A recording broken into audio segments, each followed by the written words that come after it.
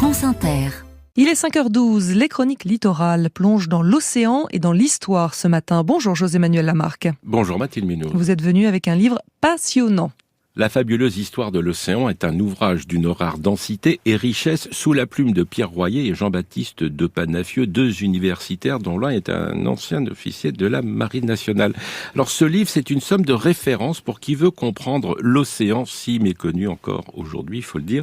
C'est édité chez Duno. Pierre Royer est avec nous ce matin. Pierre Royer, vous commencez il y a 4,4 milliards d'années. L'eau commence à ruisseler sur les roches brûlantes de la jeune Terre. Les pluies torrides s'accumulent alors en un océan primitif encore bouillonnant. Oui, c'est l'origine de la planète Terre, qui est en fait une planète océan. C'est ce que vous voulez souligner dans ce livre, que ce soit Jean-Baptiste de Panafieux, donc qui est plutôt océanographe, ou moi-même qui suis plutôt historien, géographe et géopoliticien. Donc l'origine de la vie, elle vient de l'océan et elle vient surtout du fait que la Terre est la seule planète qui est capable d'avoir l'eau sous les trois états et en particulier sous l'état liquide. Donc c'est de là qu'est venue la vie, c'est ce qui recouvre la majeure partie de la surface de la Terre. Donc nous venons de l'océan.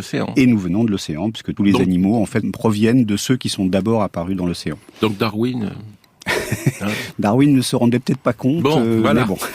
Et de 4 milliards, on passe à 4,1 millions d'années, la naissance du Gulf Stream. Là, c'est une des grandes modifications, effectivement, c'est la circulation des courants marins, qui est également très très importante. On commence à peine, je dirais, à mesurer l'importance que l'océan a dans la machinerie climatique terrestre. Et donc, que ce soit pour la création de l'oxygène, parce que ça vient aussi de l'océan, que ce soit pour l'absorption du CO2 que nous émettons en excès, manifestement, depuis un certain nombre de décennies, que ce soit aussi pour la régulation des températures, l'océan joue un rôle important. Et le Gulf Stream, c'est ce courant qui traverse l'océan Atlantique et qui explique probablement une grande partie des différences de climat entre l'Amérique du Nord et l'Europe, qui sont pourtant à peu près à la même latitude. Pour les périodes contemporaines, si on peut dire, 1433, les expéditions de Chang He, le grand amiral chinois, on va retrouver Vasco de Gama, Magellan, Mercator, bien évidemment, Grotius, la liberté des mers, fondamentale, le créateur du droit international et le droit de la mer, faut pas l'oublier.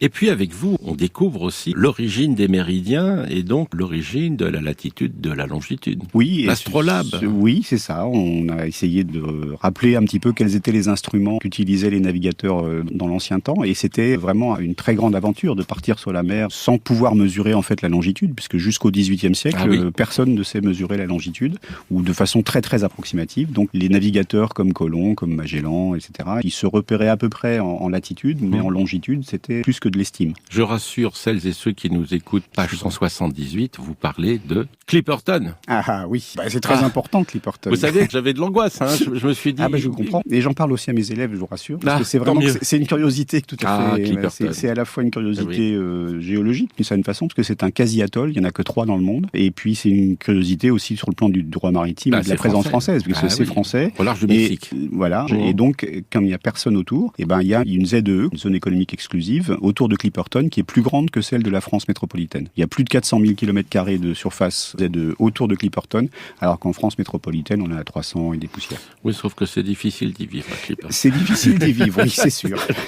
Ça, c'est clair. Et si vous nous parlez des câbles, des sous-marins, oui, la nouvelle frontière, c'est l'Antarctique. Oui, l'Arctique, l'Antarctique, c'est les pôles. Le pôle Nord en particulier, puisque là, il y a la fonte des glaces et de la banquise qui permet de plus en plus à des bateaux. La route du Nord. Voilà, la route du Nord. Et du Nord-Est plutôt, d'ailleurs, c'est plutôt la Russie que celle du Canada, parce que celle du Canada est quand même un peu mal pavée, comme disent les marins, mais il y a encore de plus en plus de bateaux qui l'empruntent. Et l'Antarctique, on espère que ça va rester le sanctuaire que c'est pour l'instant. Espérons-le. Merci à vous, Pierre Royer, avec Jean-Baptiste de Panafieux. La fabuleuse, c'est le cas de le dire, la fabuleuse histoire de l'océan. De l'eau, source de vie au commerce mondial, c'est chez Duno. À demain, Mathilde Munoz. Bonne journée, José-Manuel Lamarque.